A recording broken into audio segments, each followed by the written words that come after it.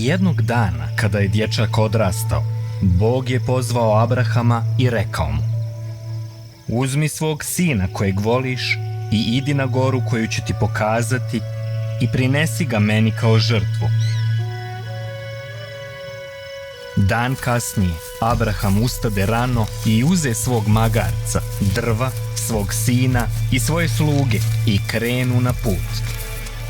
Trećeg dana ugleda goru koju mu je Bog pokazao, pa reče svojim slugama: ostanite ovdje dok se dječak i ja popnemo na goru da prinesemo žrtvu i vratimo se. Kako su se penjali, sin upita: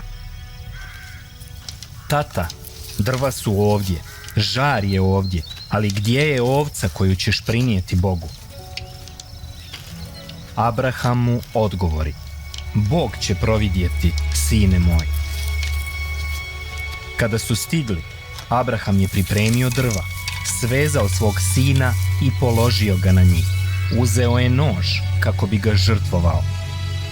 Iznenada je čuo Božji glas koji mu je govorio preko anđela, dozivajući ga s neba: Abrahame, ne diži svoju ruku na dječaka i nemoj ga povrijediti, jer sad znam da se bojiš Boga i da mi nećeš uskratiti ni svog sina.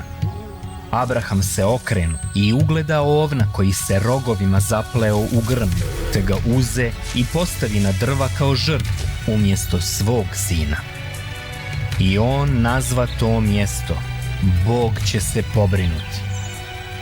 Anđeo ga ponovo zovnu i reče: jer mi nisi uskratio ni svog sina, blagoslovit ću te i uvećati tvoje potomstvo da ga bude kao zvijezda na nebu i kao zrna u pijesku. I pošto si me poslušao, tvojim potomcima ću blagosloviti sve narode na zemlji.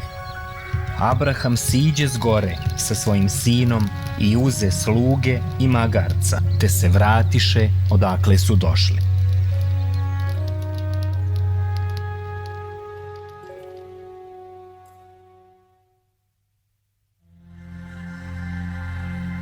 Bog je bio obećao Abrahamu da će povećati njegovo potomstvo kroz Izaka. Kako je mogao onda u isto vrijeme da traži da ga žrtvuje? Nakon što se Bog uvjerio u Abrahamovu poslušnost, zašto je i dalje bilo neophodno da mu providi ovcu koju će žrtvovati umjesto svog sina?